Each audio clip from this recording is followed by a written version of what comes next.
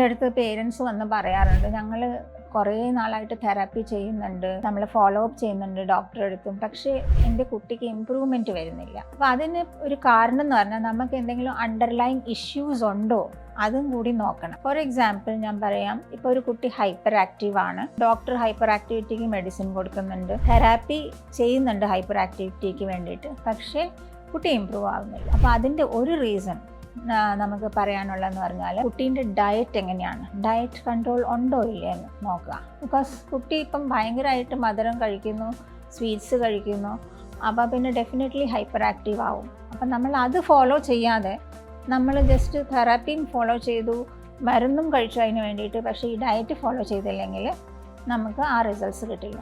Secondly, ഒരു adenoid gland ഉണ്ട് നമുക്ക്, അത് നമ്മുടെ മൂക്കിൻ്റെ ബാക്കിലൊരു ഗ്ലാൻഡാണ്. അത് എൻലാർജ്ഡ് ആയാൽ നമുക്ക് സ്ലീപ്പ് ഇഷ്യൂസ് ഉണ്ടാവാം.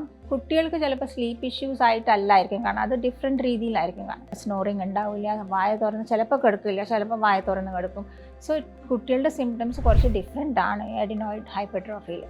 അഡിനോയിഡ് ഹൈപ്പർട്രോഫി ഉണ്ടെങ്കിൽ നമുക്ക് ബ്രീതിങ് ശരിക്കാവാത്ത കാരണം നമ്മുടെ ബ്രെയിനിലോട്ടുള്ള ഓക്സിജൻ സപ്ലൈയും കുറവായിരിക്കും. അപ്പോൾ അത് പിറ്റേ ദിവസം കുട്ടി ഭയങ്കര ഇറിറ്റബിൾ ആയിരിക്കാം, ഭയങ്കര ഹൈപ്പർ ആക്റ്റീവ്, ഭയങ്കര ദേഷ്യം ഉണ്ടാവാം. സോ ഈ നമ്മളെ കുട്ടികളുടെ ടാൻട്രംസ് വരെ ഉണ്ടാവാം. അപ്പം നമ്മൾ ചിലപ്പം പറയും, ഓ ടാൻട്രംസ് ആണെങ്കിൽ ഇഗ്നോർ ചെയ്താൽ മതി. അതല്ല, നമ്മളിപ്പം ഈ ഒരു പ്രോബ്ലം ഉള്ളപ്പം, ഇപ്പോൾ അഡിനോയിഡ് ഹൈപ്പർട്രോഫി കാരണമാണ് ഈ ഹൈപ്പർ ആക്ടിവിറ്റി ടാൻട്രംസ് ഉള്ളത്.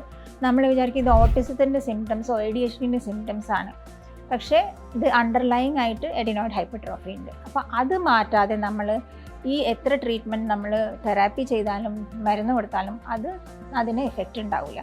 ബിക്കോസ് അണ്ടർലൈങ് ഈ ഒരു പ്രോബ്ലം നമ്മൾ കാണുന്നില്ല. അത് കണ്ടിട്ട് അതിനെ ട്രീറ്റ് ചെയ്താൽ മാത്രമേ മറ്റ് ട്രീറ്റ്മെൻ്റ് എല്ലാം അതിന് എഫക്റ്റീവ് ആവുള്ളൂ.